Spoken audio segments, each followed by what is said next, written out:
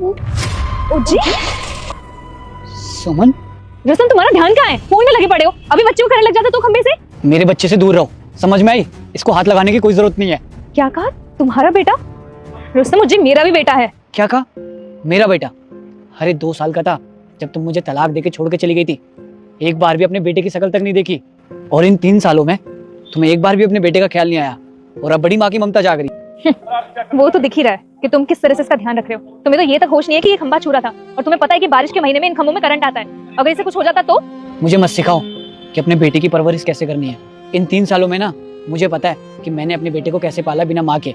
अगर तुम्हें अपने बेटे के साथ रहना ही था तो मुझे तलाक क्यों दिया?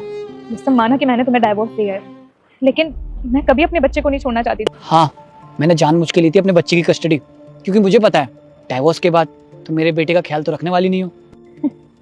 रुस्तम एक माँ को तो मत सिखाओ कि उसे अपना बच्चा कैसे पालना है। वो बहुत अच्छे से जानती है कि वो अपने बच्चे का ख्याल कैसे रखेगी। 2 साल तक पाला है मैंने अपने बच्चे को। मुझसे ऐसी बातें ना ही करो तो ही अच्छा है। अच्छा, तुमने 2 साल तक पाला है? अगर तुम्हें उज्जी की इतनी परवाह होती ना तो तुम मुझे तलाक देके हम दोनों को छोड़ के नहीं जाती। हर बोलने के लिए तुम्हारे पास बचा ही क्या है? हर जिस माँ को अपने बेटे का चेहरा नहीं दिखाई दिया वो मेरे आगे क्या बोलेगी?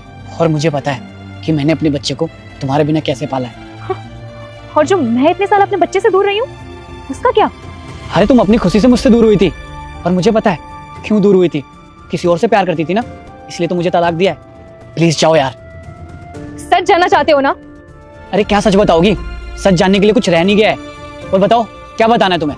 मैंने तुम्हारी खुशी के लिए तुम्हें डाइवोर्स दिया है। मेरी खुशी?